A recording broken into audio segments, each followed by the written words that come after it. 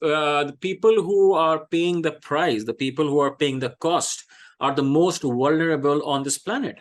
So, someone who has had their house completely destroyed, their carbon footprint is probably one of the lowest in the world. In fact, I would say the greener than everyone else. It's just a small house. They've got a solar panel on top. They're not even connected to the grid. They're off the grid.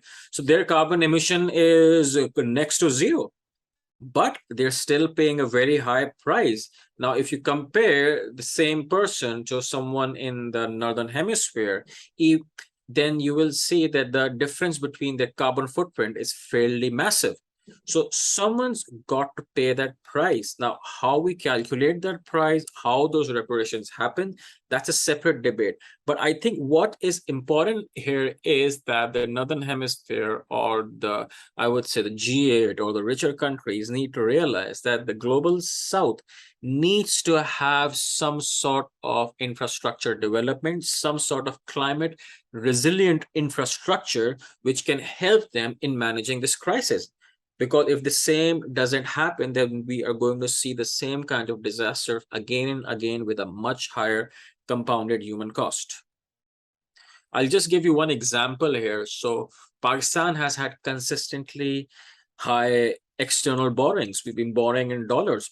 So what's happening is, when you borrow in dollars, why do we borrow in dollars? We're in fact going to borrow in dollars to buy more wheat so that we can feed our population. Now, this is an area which is fertile in wheat, but because of this climate change, because of the floods, we cannot grow our own wheat. So what do? We have to borrow dollars to buy wheat so that we can feed our people who could not grow their own wheat because of the floods. The land is completely inundated with water. So when we borrow dollars, we have to first pay back those dollars, and we have to pay a fairly high interest rate on those dollars as well. When we pay that interest rate, the government budget is essentially constrained. So whatever small space exists for expenditure on healthcare, on education, on other social services, that is significantly squeezed, because we have to pay for that imported wheat or that imported food item which we could have grown locally.